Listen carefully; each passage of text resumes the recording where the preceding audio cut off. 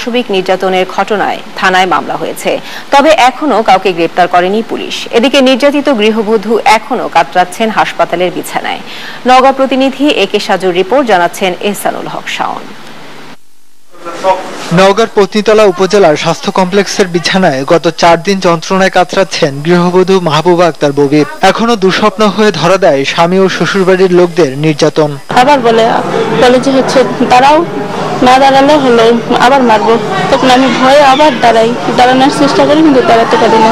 পরপর 3বার এরকম করে আমার। বাবার কাছ থেকে যৌতুকের টাকা আনার জন্য ববিকে প্রায় চাপ দিত ব্যবসায়ী স্বামী জালাল উদ্দিন।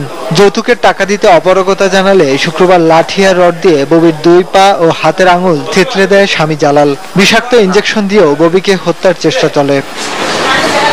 গুরুতর আহত অবস্থায় ববিকে উপজেলা স্বাস্থ্য কমপ্লেক্সে ভর্তি করা হয়। তার শরীরের বিভিন্ন স্থানে আঘাতের চিহ্ন রয়েছে বলে জানান চিকিৎসকরা। অনেকগুলো জায়গাতে তাকে মারধর করছে, পায়ে, হাতে,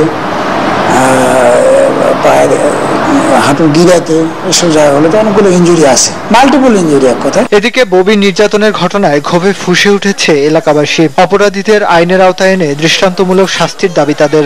শাস্তি চাই এবং সে যেন গ্রেপ্তার হয়, এটাই আমরা চাই।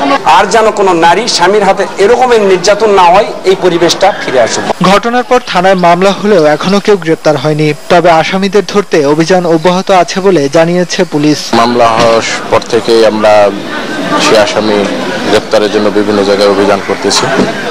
ঘটনার পর থেকে আসামি পলাতক আছে, আমাদের গ্রেপ্তার প্রচেষ্টা অব্যাহত আছে। এহসানুল হক শাওন, নিউজ 9, ঢাকা।